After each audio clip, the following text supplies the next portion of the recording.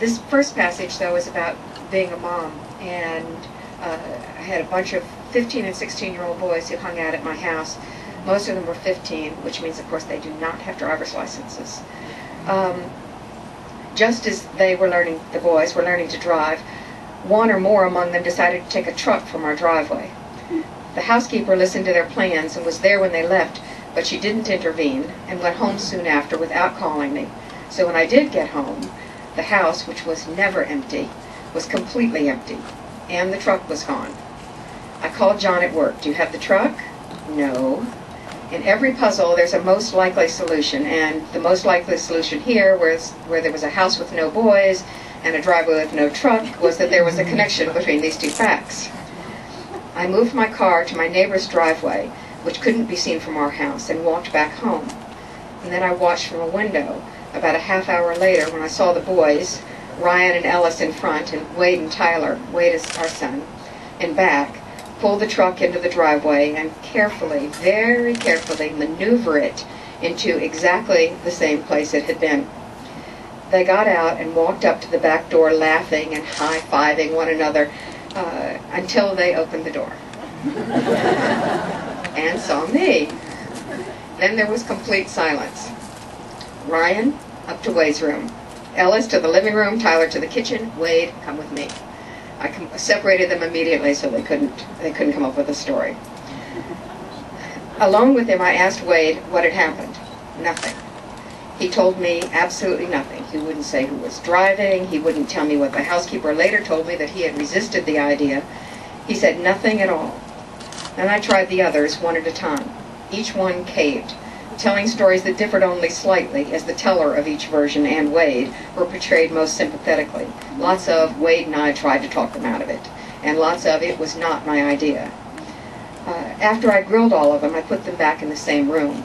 I talked about the fact that they were 15 and 16 years old, and that in 5 or 6 years they would be entering the same world I was in, doing business with me, trying to sell me a house or car or insurance, and I told them they had to start acting like responsible people, because I wasn't going to forget what they'd done.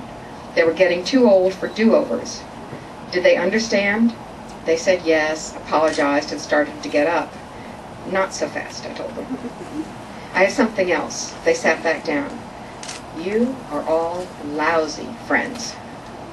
Really lousy friends.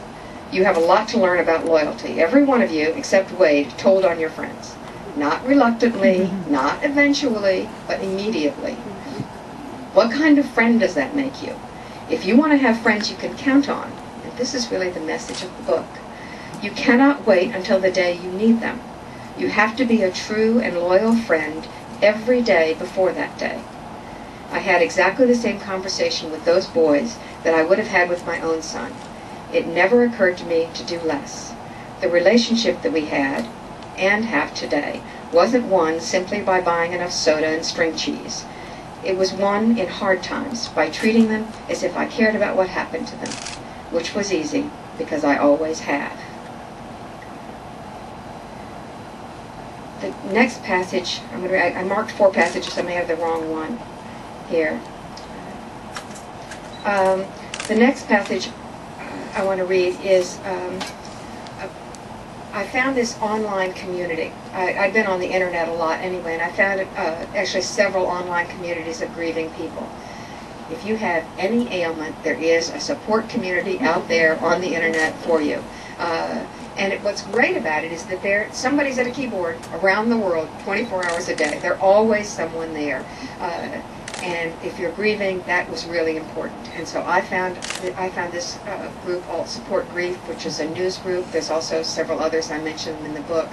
And they were a lifeline for me. I could say the rawest, hardest things to this group because they were feeling that way. Things I couldn't really say to some of my friends.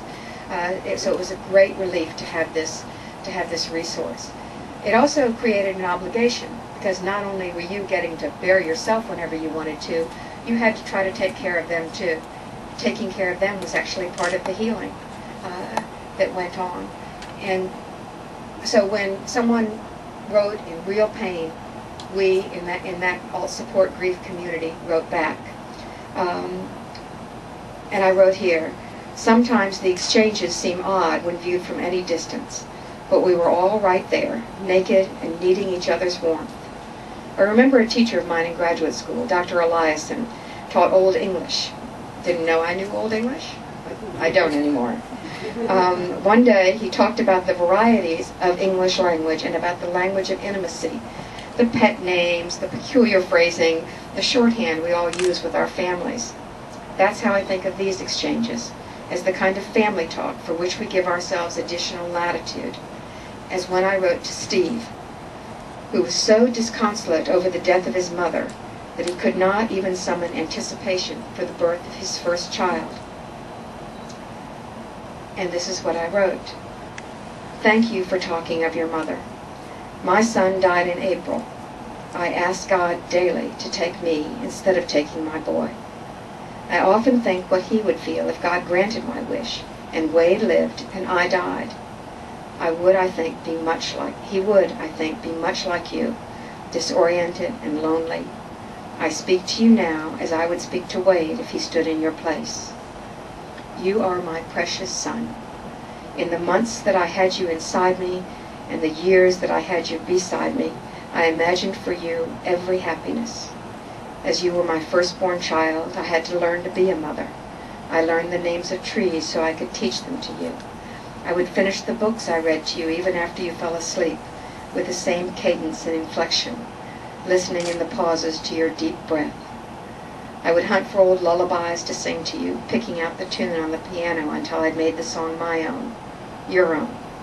And later I stayed up all night typing your papers as you dictated. I searched the stores for a special box for your first corsage, and I bored you with parables so that you would know instinctively the way to be a good man. You never failed me. There was never a point in my parenting you when I would have chosen to hurt you the way you hurt now. And I grieve to think that in death I've caused you this pain, that I've made you feel even that the birth of your child will be insufficient joy. I meant to give you life, to give you joy for life. And when I died, knowing I had done all I knew to do to give you that joy, I died satisfied. My most important work was done. And now my death undoes that, unwraps my work, and leaves you without the tethers to character and strength and compassion that I had worked so hard, so lovingly to tie. But son, the best of me did not die. I gave the best of me to you. All I valued and all I cherished, all I knew and all I dreamed, I gave to you. It can die, of course, if you let it, or it can live the full and magnificent life I'd hoped for you. And you can teach that baby all I taught you about living well, and I'll live on again. My legacy, my life's work is in your hands. Take hold of life, son. It is all I really hope for in life or in death. Almost nothing that I ever wrote in this online community was as therapeutic for me because I knew that Wade would, if he could, admonish me the way I had admonished Steve to take hold of life. And I'm hoping that the book will remind people that you don't have to be close to somebody to reach out and grab their hand to pull them up, that you can do it to anybody with whom you have a connection. And you have a connection with everyone because we're all facing the same things. Every one of us knows we're going to have loss sometimes in our future. Every one of us knows we're going to face pain. And every one of us fears that we're not going to have the strength to deal with whatever it is. And I'm just here to tell you that you don't need the strength yourself. What you need is the safety net. You need to use these days that you have to weave for yourself the cloth that really creates the quality of your life. I have woven a great cloth. And in this book I hope to celebrate the people who make up that cloth and to thank each one of them.